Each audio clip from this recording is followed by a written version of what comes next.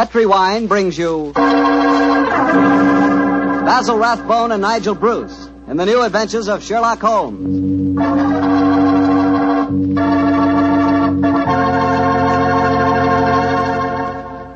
The Petri family, the family that took time to bring you good wine, invite you to listen to Dr. Watson tell about an exciting adventure he shared with his old friend, that master detective, Sherlock Holmes. And I've got something to talk about, too. Now that the poultry shortage is over and you can get chicken again, you ought to treat yourself to the best meal in the world. Fried chicken, Southern style, accompanied by a chilled glass of Petri Calif Sauterne. Me, oh my, is that something. You know, Petri Sauterne is a wonderful mealtime wine. It's a white wine, the color of pale, pale gold. And Petri Sauterne is delicate in flavor, sort of subtle and kind of intriguing. Well, just wait till you taste it. You'll really love it with that fried chicken. Oh, and I'll tell you something else. It's wonderful with fish. If you haven't tried fish or any kind of seafood, together with Petri Sauterne, well, I hate to say this, but you don't know, folks. You just don't know. So how about finding out? Just pick up a bottle of Petri Sauterne on your way home tomorrow. It's a Petri wine, so you know it's good.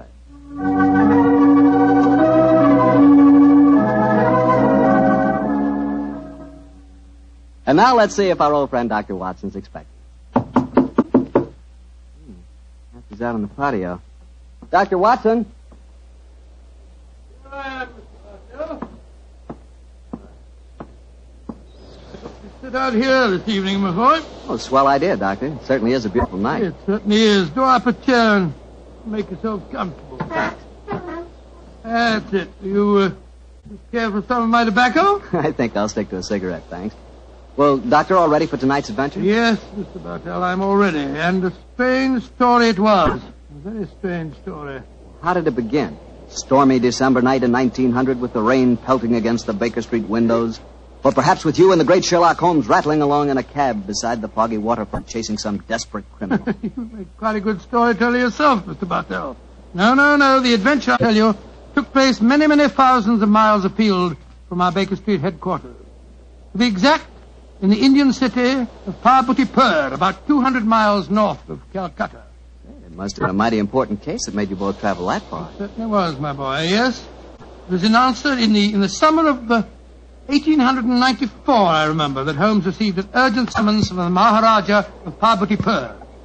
After 5 weeks at sea, we reached Calcutta, and a few days later found ourselves on the veranda of our hotel in Parbutipur. As we sat there talking to the Maharaja's brother, Rabat Singh, we could hear the faint throb of native drums and the haunting wail of an Indian lute coming from the bazaar.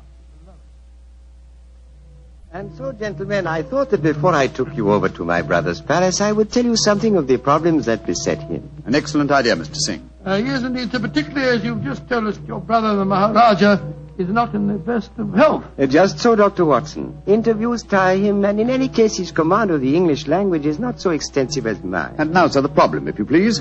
As to the exact problem, Mr. Holmes, I am not completely informed. My dear brother has not seen fit to confide his entire troubles, even to me. In fact, until your arrival yesterday, I did not even know that you had been sent for. But I can tell you that his worries are centered on the safety of the white elephant of Parbutipur. White elephant? Excuse me. Well, possibly you are not aware that white elephants actually do exist. Oh, yes, though I understand that they're extremely rare. Oh, extremely, Mr. Am I right in thinking that in the East a white elephant is considered sacred? Quite right. Pray continue, sir. Well, in 1750, the first white elephant was presented to my great-great-grandfather, and with it came a legend. The legend that the Maharaja's rule would be happy, healthy, and successful only as long as the elephant flourished. If the animal were to die, then the reign would come to an end, and the Maharaja was doomed to a sudden death. Mr. Singh, who was responsible for the origin of this legend? Oh, a good and wise man who traveled from the mountains beyond Nepal. He it was who brought the first elephant to my great-great-grandfather. And how has the legend worked out in actual practice, sir? Its prophecies have come frighteningly true, Dr. Watson. Oh? The first elephant was killed by his mahout, his own keeper, after my illustrious ancestor had dismissed the man for incompetent. A week later, my great-great-grandfather was himself killed in a native uprising. And so it has gone on, gentlemen, since then. Amazing, amazing. When the elephants have died, and they have always died, the Maharaja of Baputipur has died a violent death soon after. And as each new Maharaja has succeeded to the title, the wise man from the beyond the mountains has appeared, and with him, a new sacred white elephant. He last appeared 4 years ago when my brother inherited the title. But it can't still be the same man, sir. Why not, Doctor? Well, I mean to say, that'd make him a couple of 100 years old. A trifle less, I fancy, Doctor. Really, my dear sir, seems to me your story's the wrong way round.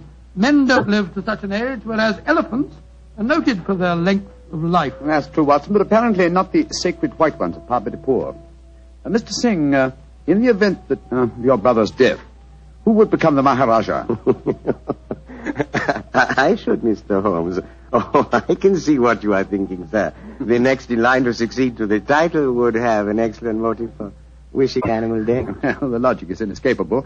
The thought had no personal implications, I assure you. Well, I'm very anxious to see this fabulous animal. The sacred white elephant is never seen except at the yearly festival that celebrates another anniversary of the Maharaja's rule. So the animal is only seen once a year, eh? Yes, Mr. Holmes. And when is the next anniversary, may I ask? In 2 weeks' time. No, our arrival seems to have coincided very nicely with the ceremony. Yes, Watson, a fact that I'm sure is not coincidental. Well, Mr. Singh, I'm very glad that you told us the legend of the sacred white elephant, and now I suggest that you take us to the palace. I'm most anxious to make the Maharaja's acquaintance.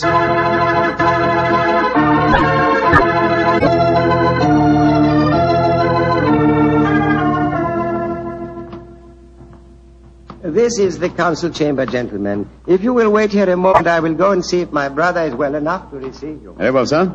On my soul, Holmes, I'm not easily impressed, but this palace is absolutely staggering in its magnificence. Yes, it does rather take one's breath away, doesn't it? I think it does. This floor is of the finest marble, and unless I'm much mistaken, that magnificent rug is a genuine brocade. Yes, by Jove, it is. I could swear that the staircase we mounted a moment ago had railings of solid gold. You did, old chap. It did? This is a country of paradoxes, where opulence beyond the dreams of Midas rubs shoulders with the direst poverty. And yet, looking at a palace like this, it's not hard to see why India is called the brightest jewel in the diadem of the British Empire. Good Lord, what's that? That is an elephant trumpeting. Oh, yes, of course. Was it the sacred white one? Undoubtedly. You will recall the Maharaja's brother told us it's the only one at the palace. Cheers. It's an odd sound. Yes, a very comforting one. The animal seems to be in the best of health. Who waits in the Maharaja's council Good gracious room? me, you gave me a start. I didn't hear you come in. And my friend and I are waiting for an audience with His Highness. No one can hold audience with the Maharaja. Please to leave. Now, look here, my good fellow. Watson, I'm please. pleased to leave. Watson. What? We've traveled 12,000 miles to see the Maharaja, sir, at his request. In any case, his brother is with him now arranging an audience. I am Mada, the Maharaja's physician and chief counselor. And I tell you, you cannot hold audience today. And I tell you that I haven't the slightest intention of leaving the palace without seeing him. You defy the authority of Mada? Saila! Azur? Sahib loke lay jao. Now, I warn you that if I have any... Oh, I'm glad you're back, Mr. Singh. This fellow told us that we couldn't see your brother. And furthermore, he seems to labor under the misapprehension that he can have us thrown bodily out of the palace. Mother, you do not understand. These are the gentlemen my brother wishes to see. From England he has sent for them. It was against my counsel they were summoned. No good will come of this. Follow me, gentlemen. My brother, the Maharaja, will see you now. But please do not stay with him too long. He is far from well.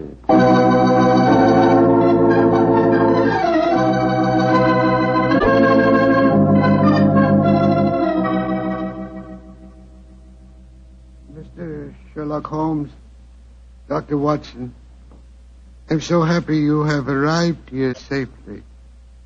It was great imposition to ask you to travel so far. Oh, not at all, sir. I only hope we can prove of material assistance to you. Ranji, Yes, Rabat? I wish you would permit Dr. Watson to examine you. Yes, just what I'd like to suggest myself, sir. In fact, I brought my medical bag along just in case. Mother would not approve. Mother not believe in Occidental medicine. I do not trust Mada. I do not think he wishes you to get well. Please, Ranji, let the doctor examine you. Very well. But you not tell not Mother. And now, What seems to be the trouble, Your Highness? My eyes, they torture me. Night and day, they torture me. Yes, I noticed they seem very inflamed. Now, let me take a look at them. Yes. Now, open them a little wider, please, sir. I throb, burn, night and day. Night, day, burn. The color is distinctly reddened. However, this isn't anything very, very serious, sir. What you're suffering from is a case of what we call conjunctivitis. What you do relieve pain, Doctor? Some eye drops will give you relief in no time, sir. I have some here in my bag. Oh, thank you. Thank you. Perhaps medicine will help. Yes, I'm sure it will, sir. Here you are. Now, this small bottle and an eyedropper. This is an eyedropper. Just put a few drops in the corner of each eye, and I'm sure that you'll get some relief in no time at all. Thank you, Dr. Watson. You think there is nothing seriously wrong, Doctor? Mother gave it as his opinion that my brother's eyesight was in serious If you danger. pardon my saying so, I think it more likely that my medical knowledge exceeds his. I can assure you there's nothing seriously the matter with your brother's eyes, sir. I'm happy you say so. Now you will please excuse me while I take medication and rest a little. We discuss my problems later. Quarters already prepared for you in palace. You do not mind, Mr. Holmes? Not at all, sir, though in the interim I should like to employ my time to the full by inspecting your sacred white elephant. No, that I cannot allow.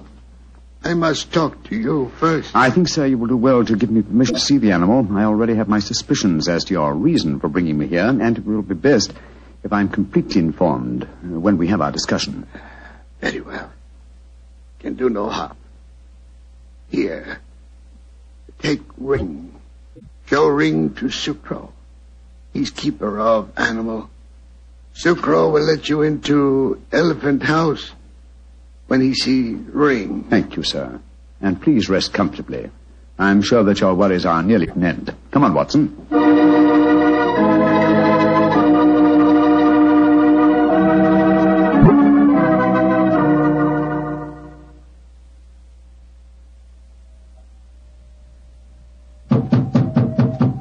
Well, they told us this was the elephant house. Why in thunder doesn't the keeper open the door? I imagine because his mind is preoccupied with music. Knock again, old fellow, will you? Uh-huh. He heard us that time. Yeah, about time. He must have been knocking here for 5 or 6 minutes.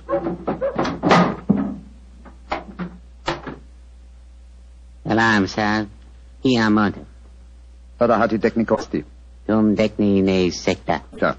Maharaja side. Kumko asti mafik dio. Potato sab. Either up. Say, Holmes, the Maharaja's ring certainly seemed to do the trick. He didn't want to let us in until you showed it to him, did he? Good and faithful servant, our friend Sucro. Here, kutai. Here. Hati, pagir. Tagir. Kasamapik.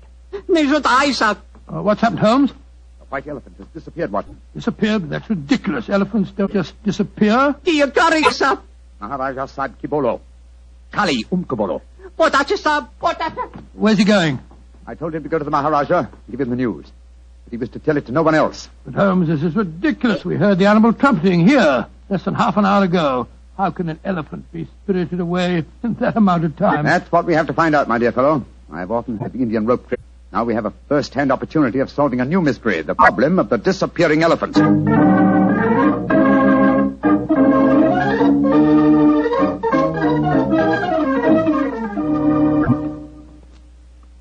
Holmes, this is farcical. We spent half an hour searching this elephant house.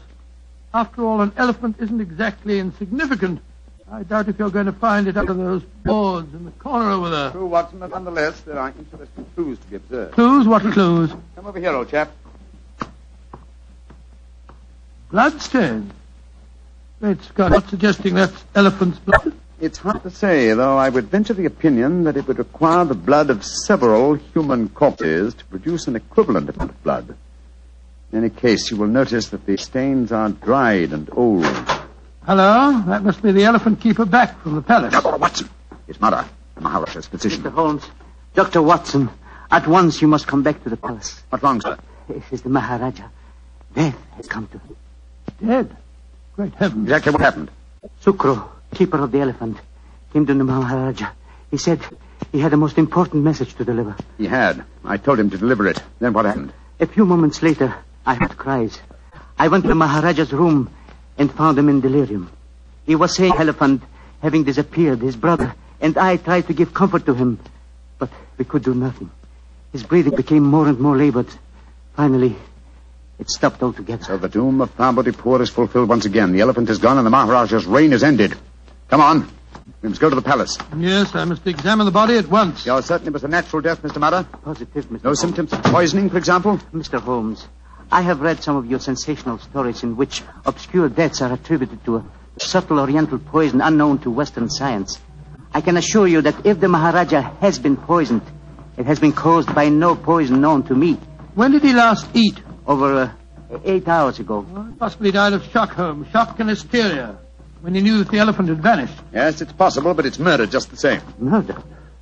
Why do you say that, Mr. Holmes? Because whoever caused the elephant to disappear did it with the deliberate intention of ending the Maharaja's reign. A diabolical plot, and one that I intend to overcome before this day is out.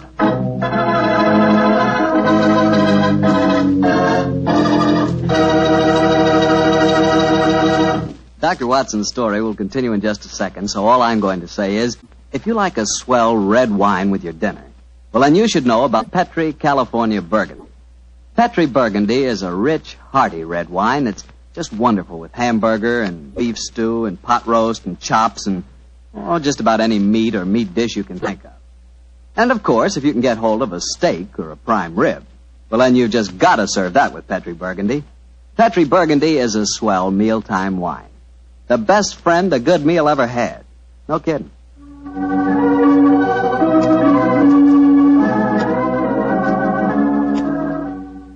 And now back to tonight's new Sherlock Holmes adventure, the case of the vanishing elephant. Tell me, Doctor, did you examine the Maharaja's body? Yes, of course I did, Mr. Bartell. Holmes was convinced that the Maharaja had been murdered, but I could find no trace of foul play. After my examination, I joined Holmes in our quarters, and I gave him my opinion. Found out anything? Looks like natural death to me, Holmes. No traces of poison? None that I could see. Of course, it's hard to be certain without an autopsy. Did you suggest one? Yes, but the new Maharaja won't hear of it. It's against their religion, apparently. Yes, I was afraid of that.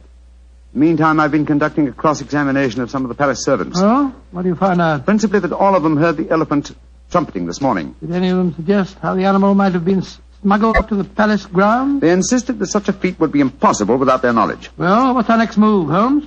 To interrogate the one person who I'm sure can give us the true story of the elephant's disappearance, its keeper. Remember, we haven't seen him since he took the message to the palace. I suggest we return to the elephant house and have a persuasive talk with him.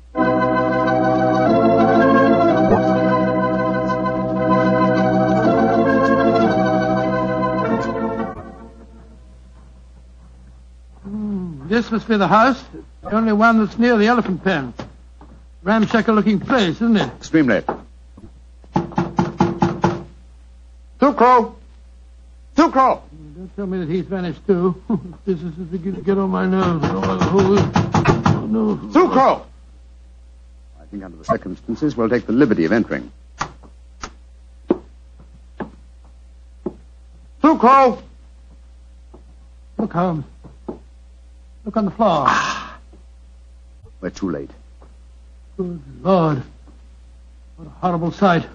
His throat's been cut. Obviously another murder. He knew the secret of the vanishing elephant. Let's have a look around. The fellow was quite a musician. Look at this weird assortment of instruments. Native lute. We heard him playing that today as we approached the elephant house. What's this? It looks like a sort of giant megaphone. A musical instrument of some kind. Observe the mouthpiece here. Let's see what kind of noise it makes. Great Scott, the instrument sounds exactly like an elephant trumpeting. Of course. Numbskull, why didn't I do this before? Come on, Watson, back to the palace as fast as your legs can carry you. The mystery is solved.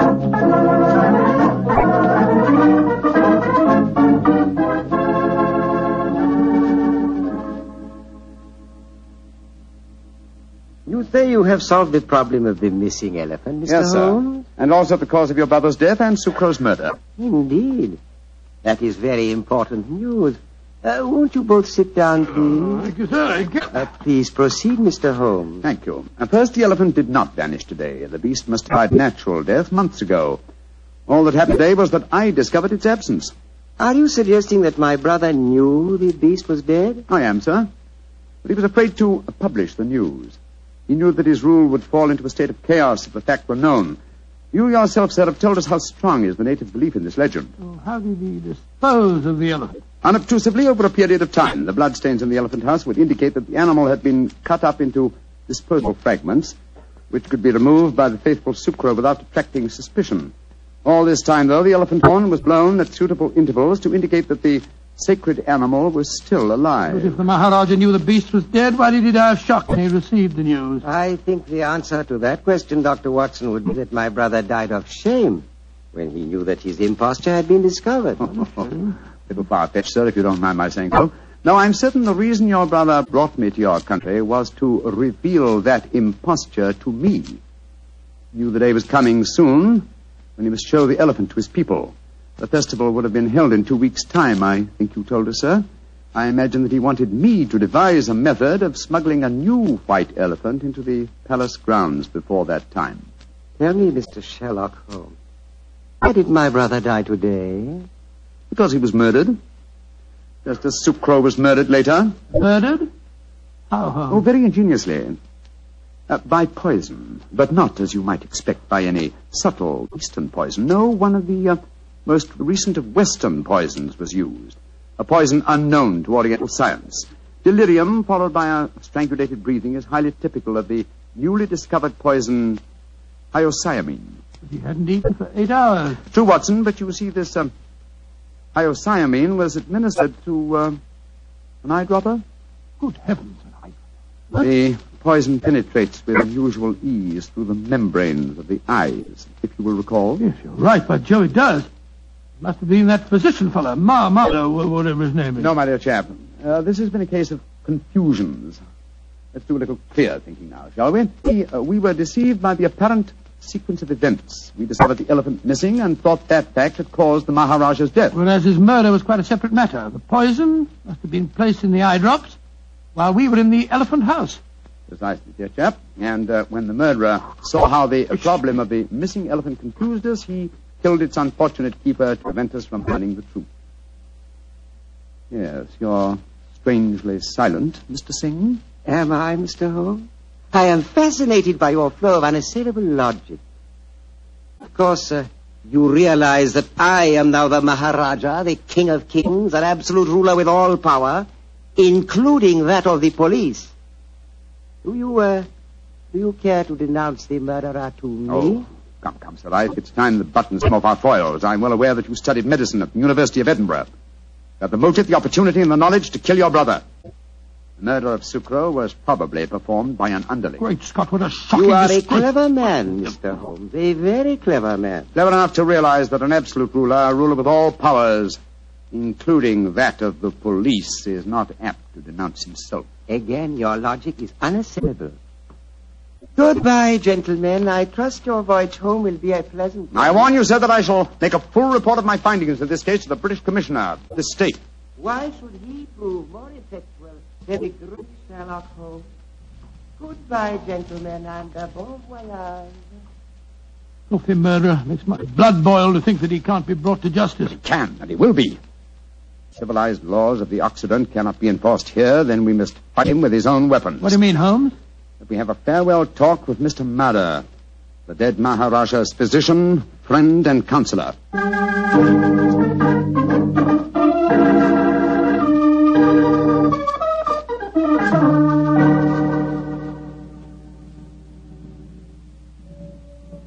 But this is a terrible story you have told me, Mr. Holmes.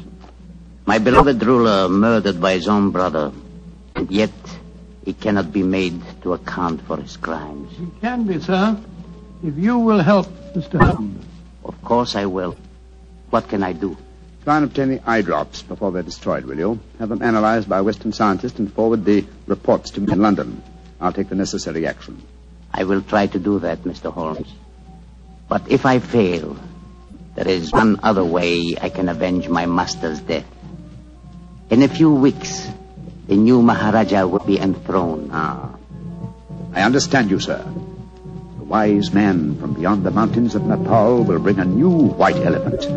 Perhaps an elephant that will not live very long. You understand me perfectly, Mr. Holmes. I can promise you that the elephant will die in a very short time. And with it, the new Maharaja, my master, shall be avenged.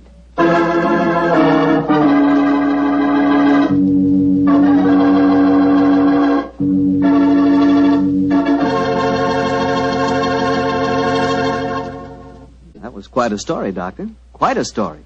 And tell me, what did happen to the next white elephant of Parvati Port? By an extraordinary coincidence, it died the day after the new Maharaja's enthronement. And that scum was himself killed in an uprising that occurred just a few days later. You know something? I think I could be very happy as an Indian Maharaja. Oh, really? Mm-hmm. Beautiful palace, beautiful women, beautiful jewels. And every year on my birthday, the natives would give me my weight in gold. You know, I could learn to like that. That is, if I tried. Yes, and every week you'd speak to your subjects over the radio and tell them all about Petri wine. Oh, now, wait a minute, Doctor. I don't always talk about Petri wine. That's right. You don't always talk about Petri wine. You've got to sleep sometime. All right, go on. Kid me about it. But Petri wine is worth talking about. After all, what other wine has the tradition behind it that Petri wine has? Don't forget, the Petri family has been making Petri wine for generations. Since way back before there were electric lights and telephones and things like that. They've been making Petri wine since the 1800s and handing down from father to son,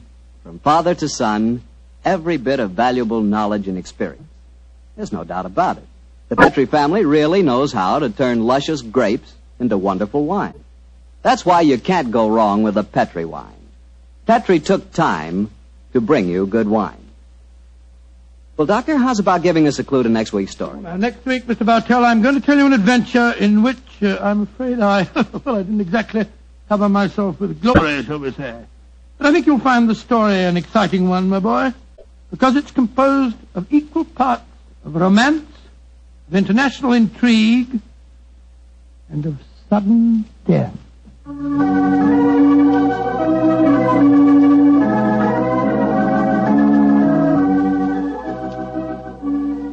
Tonight's Sherlock Holmes adventure is written by Dennis Green and Anthony Boucher and is based on an incident in the Sir Arthur Conan Doyle story, The Engineer's Thumb.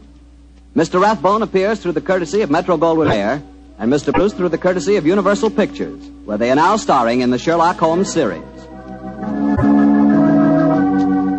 The Petri Wine Company of San Francisco, California, invites you to tune in again next week, same time, same station. This is Harry Bartell saying goodnight for the Petri family. Sherlock Holmes comes to you from our Hollywood studios. This is the Mutual Broadcasting System.